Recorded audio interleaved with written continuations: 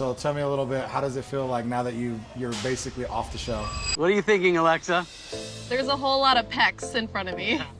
Good luck to y'all, She's used to that at home, so it's only fitting. All right. I can do it too, don't worry.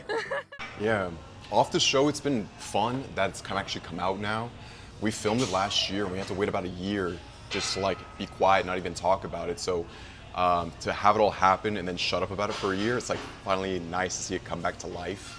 Really, you didn't tell anybody about it? My parents knew, a couple of close friends knew, but we're under NDAs. There's contracts we signed that we couldn't even talk about it, even if we wanted to. So they're very strict with it, but for the right reasons. I had one signed when I was training Mr. Beast. So they were like, sign this NDA, and I'm like, want to tell everybody, like, I'm training Mr. Beast, like, this is the coolest thing ever, right? But you can't. So you like hold it in and you kind of keep it quiet. And you don't know why they have you sign them. Like sometimes, at least for my situation, I'm like, well, why would he care so much if, I'm posting something like that or telling people about it? But they have their reasons. You sign them and you kind of keep it to yourself. And I think at the end of the day too, one of the really cool things is like when you're working on stuff for yourself that you know about but nobody else does, you don't have to flex it in front of everybody. It's like you don't care about that external validation, but you know in your head for yourself, like I got cool stuff, I got a TV show, I'm working with really cool celebrities, influencers, the businesses are popping off, like whatever. And as long as you know and believe that yourself, like that's the most important thing. You did another show too on Amazon, right? It was, which one was that? Yeah, so my first TV show was called 60 Day Hustle, and that was on Amazon Prime. If I got that money, I might be able to move out of the parents' house and buy a new car. No, I'm just kidding, I would use it for the business. That one was a business TV show, so I have a small candy company called Saturday Sweets. Oh, that's right. And that one was like I competed against other entrepreneurs for a chance to win $100,000. And then Temptation Island on Netflix was my second TV show. Right, I've actually watched Temptation Island before.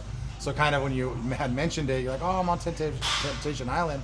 I was like, oh, no way, let me check it out, right? It was cool. I feel like they did a good job. Sometimes you go on those shows and you never know how they're gonna portray you, right? Yeah. You could end up being like the butt of all jokes, or you could be that guy on social media that everybody hates if the producer doesn't like you or they portray you a certain way, right? So do you feel like they portrayed you like the right way? Yeah, and you're right. Like you never know how they're gonna manipulate the show for camera, what they actually air versus what happens. I wasn't one of the most prominent characters in the show. I get eliminated. But I feel like for the amount of time that I was there on the island and the stuff that I did, they did a pretty good job of sharing some of my story. And I got some decent screen time. Like there was people who made it a lot farther than me who got way less screen time too. Wow. So I'm pretty happy with it. It would have been more fun to stick around and share more of like myself and my story, but it was fun while it lasted. Do you think that you'll end up doing something like that again? Like would you be down to like, they got these bachelors shows, they got all types of different shows, like jump back in with Netflix again and do something else with them, or what? Yeah, so I got my foot in the door with Netflix. Like once you do one show with the network, it's definitely easier to do more. There's no guarantee that I'll be able to do another dating show or another even TV show with Netflix. It's got to be a mutual decision. I had a great time. I'm absolutely open to doing more shows, and it's a hell of an experience. Doing a business show now and then a dating show. Maybe it'd be fun to do another dating show, would be lots of fun, but also even another like different genre too. Something more about physical competition or like strategy, like a Big Brother or Survivor style could be a lot of fun. How did you get on that show? Like, so if I was someone and I wanted to get on, let's say, a Netflix show, is there like you go online and you like fill out some, paperwork, or like what do you do? Like, how did you get on the show? Yeah, so first of all, there's a couple different ways you can make it happen. The way that it happened for me was I was contacted on Instagram by one of their casting recruiters. They just DM'd me out of the blue. And I didn't have a big page at the time. I had like 1,000 followers, just more personal. And I still have no idea how they found me, but they reached out to me and said, hey, I'm recruiting for this fun show. It's gonna be like a paid vacation. You would probably be a good fit. Like, would you be interested in it? And I said yes, hopped on a call. And then after that, there's multiple rounds of video interviews you do, where you could get cut at any point, but if you make it through the end, then you get selected. So that's how I got chosen for it. If you don't leave it up to chance and want to be more proactive about it, you can actually apply on Netflix's website for certain TV shows. And there's other websites too where you can see what kind of TV shows they're hiring for, almost like a Craigslist of sorts, where you can be more proactive and like find shows you might be a good fit for, and then submit some information and apply that way.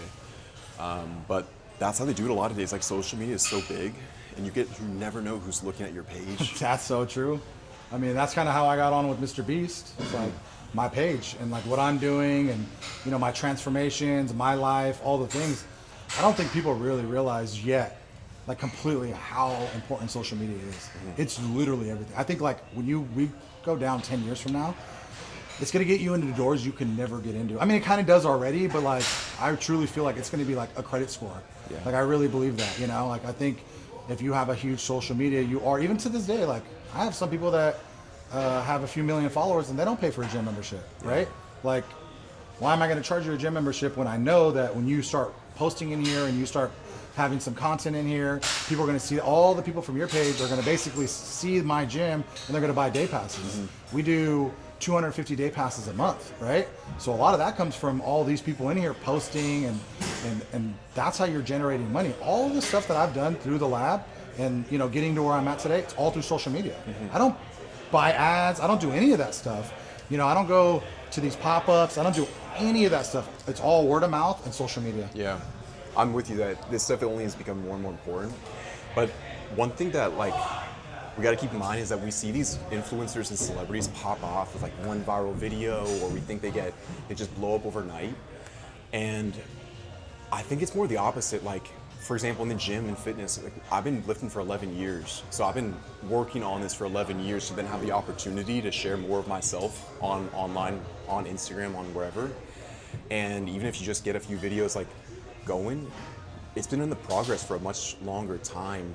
So when you're really that committed and dedicated to something like that, these opportunities will come to you. And people might say you're an overnight success or this and that, but really like you've been training and working so hard for something and doing all of the inputs every single day for so long that it's inevitable that you will get some opportunities that could like set you up for the rest of your life, like being on a TV show, or like going viral overnight, because it's such a powerful tool these days. I feel like every single person I've even brought on the YouTube, all these guys that have big followings, every single one, consistency. It's like all they're doing is posting. Even to be honest with you, with the YouTube stuff that we're doing now, it's like I didn't want to do it because I have to start from scratch, right? It's like I'm gonna start with no followers. Who's gonna really want to watch it? I'm not that big name yet, right? Like for me, it was like tough to start it off in the beginning, right? And there's even days where I'm just like, nah, I don't want to do it today. But I know if I'm just consistent, right, and I'm constantly doing these videos, at some point, you know, they're gonna pop off. And I'll be honest with you, the first video I did really well, and we got so many freaking day passes from it. It was crazy, like literally hundreds and hundreds of day passes just from that one video that I didn't even want to do. Yeah. Right. So I see the value in it, and like now there's days that I come in here and I'm like, man, I really don't want to record. I don't have the energy. I don't have the time. I don't have the patience. Or I just want to kind of come in and work out and go home. I wasn't even going to come to the gym today. Like, I didn't want to come in. Certain days, like, you know, you get a messed up haircut, or you don't get a haircut, or you got a pimple on you, or something like that. Like, you don't want to record on that day. It's like, but you do. You keep doing it, and you keep like, you know, putting it out there, and at some point it'll pop off, and at some point you'll get to where you want to get to. Like for me, I don't really care about myself and where I go. It's always my gym. I just want the gym to get bigger. I want the gym to get more publicity. I want people to know about my gym because I want people to come in and use my gym and see what it really is, you know? So that's why I do it, for me. Yeah, but it goes back to those disciplines every single day, making those videos, showing up when you don't want to, doing the non-negotiable tasks that will eventually pay off. Yeah.